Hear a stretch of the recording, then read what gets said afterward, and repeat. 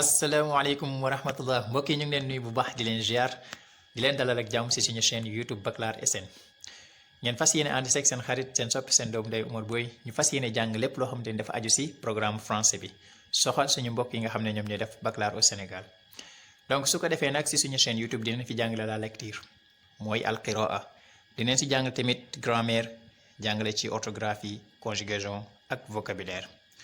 donc nag su ko defee comme ni ngeen ko gisee lii mooy suñu première leçon ci lecture donc nag texte bi moom moo nekk nii xam naa ne dinañ ko lire ñeneen ñi xam naa dinañ wax ne texte bi dafa bari ndax sama mbokk arab bi moom dañu xaw a tayal ci wàllu bind bi wala sax génération bu bees bi lay wax donc su ko defee nag texte bi moom moo nekk noonu dinañu ko lire bu teey ndax ki nga xamante ni xëy na mënagul lire mu jéem ci jàngali liir wala koo xam ne mën na mu dëgëral ci liiram donc su ko defee xam naa dañuy dem ñu daal di liir suñu texte mbokk mi su ko defee ñu ngi lay ñaan nga daal di abonné bës cloche de notification bi like vidéo bi su ko defee nga daal di ko partager.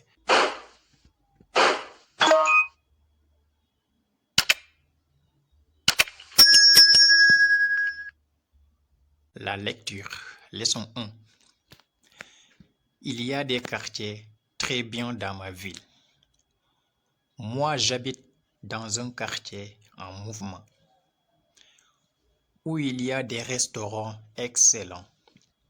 C'est un quartier où on peut faire facilement du sport, parce qu'il y a un grand gymnase. Il est situé près d'une grande place, où il y a un marché 2 fois par semaine, le mercredi matin et le vendredi après-midi. C'est un marché assez grand et animé, où on peut acheter des produits frais et où il y a beaucoup de monde. Dans ma ville, il y a aussi un centre culturel où on peut faire de la musique, du théâtre, de la danse. On peut par exemple prendre des cours de hip-hop. C'est un centre culturel très orageux. On peut rencontrer beaucoup de jeunes. Les jeunes aiment cet endroit parce qu'il y a plein de choses à faire et aussi parce qu'ils peuvent se réunir dans la salle polyvalente. C'est une salle où il y a des tables, des chaises et des fauteuils. La lecture. Leçon 1. Il y a des quartiers très bien dans ma ville. Moi, j'habite dans un quartier en mouvement, où il y a des restaurants excellents. C'est un quartier où on peut faire facilement du sport, parce qu'il y a un grand gymnase. Il est situé près d'une grande place, où il y a un marché 2 fois par semaine, le mercredi matin et le vendredi après-midi. C'est un marché assez grand et animé, où on peut acheter des produits frais et où il y a beaucoup de monde. Dans ma ville, il y a aussi un centre culturel où on peut faire de la musique, du théâtre, de la danse. On peut par exemple prendre des cours de hip-hop. C'est un centre culturel très orageux. On peut rencontrer beaucoup de jeunes. Les jeunes aiment cet endroit parce qu'il y a plein de choses à faire et aussi parce qu'ils peuvent se réunir dans la salle polyvalente. C'est une salle où il y a des tables, des chaises et des fauteuils. bu defee ñu daal di expliquer suñu leçon ci wolof ngir mën ko comprendre texte bi ana lan la bëgg wax léegi su ko defee mu ne il y a des quartiers très bien dans ma ville. Il y a des quartiers très bien dans ma ville. am na lenn ci quartier yu baax ci sama ville bi ma dëkkee. am na ay quartier yu baax ci ville bi ma dëkkee. nee na moi j'habite dans un quartier en mouvement. man de maa ngi dëkkee ci ab quartier boo xam ne dafa bari ay yëngatu un quartier en mouvement mooy quartier bu bari ay xarakaat. nee na où il y a des restaurants excellents fi nga xam ne dafa am ay restaurants yu yéeme yu fa ne. des restaurants excellents mooy ay restaurants yu doy waar. c'est un quartier où on peut faire facilement du sport. ab quartier la boo xam ne mën nañ fa defee sport ci lu yomb. c'est un quartier où on peut faire facilement du sport mooy ab quartier la boo xam ne mënees nañ fa def sport ci lu yomb. lu waral loolu nee na parce qu'il y a un grand gymnase ndaxte dafa am benn grand gymnase mooy saalu gymnase bu ngande bu fa nekk comme salle de musculation. nee na quartier boobu nag il est situé près d'une grande place maanaam mu ngi nekkee ci wetu ab bayal bu yaatoo yaatu. où il y a un marché 2 fois par semaine. quartier la woo xam ne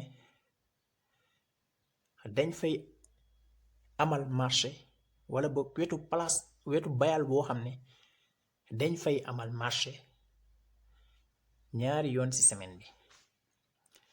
maanaam sama quartier mu ngi nekkee ci wetu bayal woo xam ne bu yaatu la. ci bayal boobu dinañu fa amal marché ñaari yoon ci semaine bi. yan jour lañuy amal marché ci wetu bayal boobu mu ne le mercredi matin et le vendredi après-midi. mooy àllarba ci suba le mercredi matin mooy àllarba ci suba et le vendredi après-midi ak aljuma ci ngoon. kon ñaari yoon lañ fay amal marché ci semaine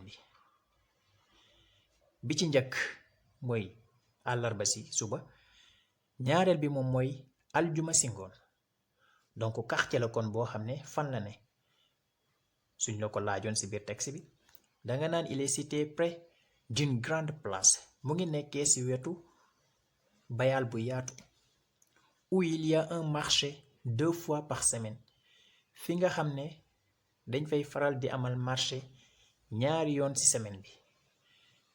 yan jour lañ fay amal marché mu ne le mercredi matin àllarba ci suba et le vendredi après-midi ak aljuma ci ngoon.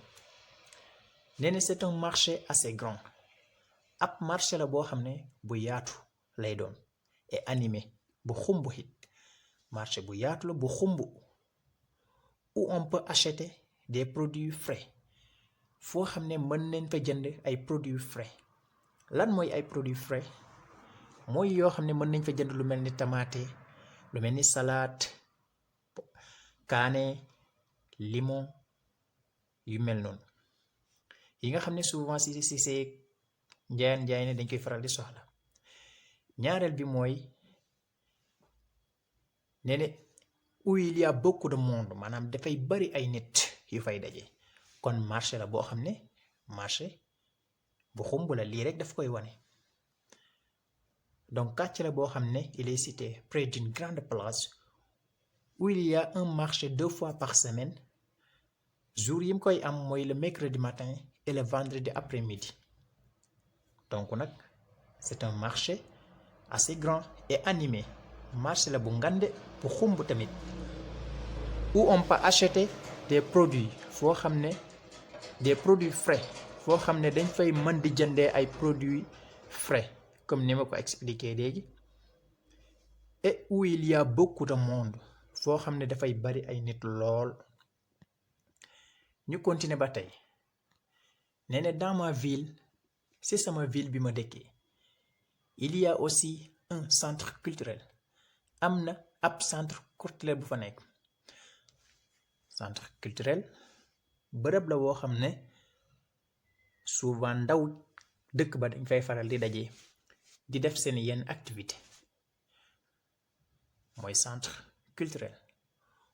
où on peut faire de la musique foo xam ne mën nañ fa defee musique gis nga bërëb la bu ñuy dajee boo xam ne di fa féexloo masalan mën nañ fa defee tamit théâtre moo tax mu ne la où on peut faire de la musique foo xam ne mën nañ fa defee ay musique di théâtre mën nañ fa def tamit théâtre de la danse mën nañ fa def tamit fecc kon am na musique souvent ñu def fa théâtre souvent ñu def fa benn xumbaay fecc ak leneen bari na yu fa nekk mu ne on peut par exemple prendre des cours de hip-hop maanaam su ma la doon jox exemple foofu tamit mën nañ fa jël ay cours hip-hop comme rap di fa jàng nan la ñuy raabee ay rap. C'est un centre culturel très très orageux benn centre culturel la boo xam ne bu xumbul lool orageux dafa nekk comme animé voilà synonyme la sax ci animé orageux benn la ci synonyme animé donc kon suñu waxee fële ne c'est un marché assez grand et animé donc fii ñu ñëw ñu ne c'est un centre culturel très très orageux donc centre culturel bi dafa animé wul lool dafa xumbul lool on peut rencontrer beaucoup de jeunes mën nañ fa daje it ay ndaw yu baree bari les jeunes aiment cet endroit ndaw ñi nag dañoo bëgg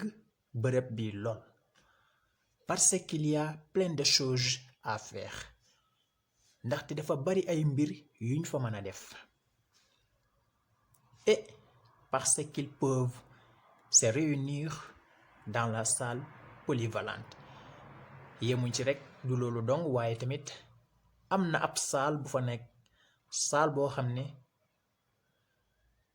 dans la salle polyvalente bu ñu ko salle boo xam ne dafa bari ay mbir ci biir boo xam ne mën nañ fa dajee ñoom di def que ça soit muy réunion wala ñu fay def maanaam ndaje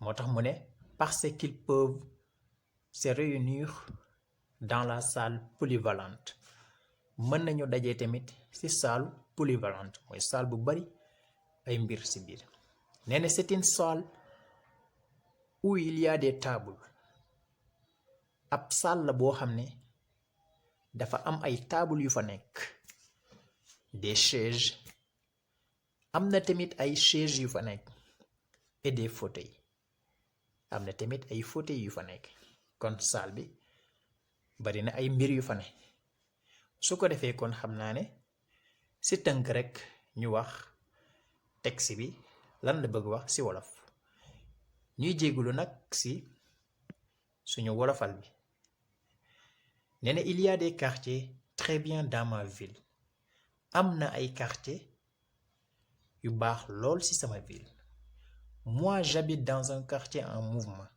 man maa ngi dëkkee ci ab quartier boo xam ne dafa bari ay yëngatu où il y a des restaurants excellents fi nga xam ne dafa am ay restaurants yu yéeme yu fa nekk yu doy waar c'est un quartier où on peut faire facilement du sport ab quartier la boo xam ne dafay yomb lool ñu def fa sport lu ko waral mooy parce qu'il y a un grand gymnase ndaxte dafa am salle gymnase bu mag bu fa ne nee na il est cité quartier bi fu mu nekk lay wax il est cité près d'une grande place quartier boobu mu ngi nekkee ci wetu ab bayal bu yaatu où il y a un marché 2 fois par semaine fi nga xam ne dañ fay faral di def marché ñaari yoon ci biir semaine bi nee na jour yu ñuy def marché ci biir semaine bi mooy le mercredi matin mooy àllarba ci suba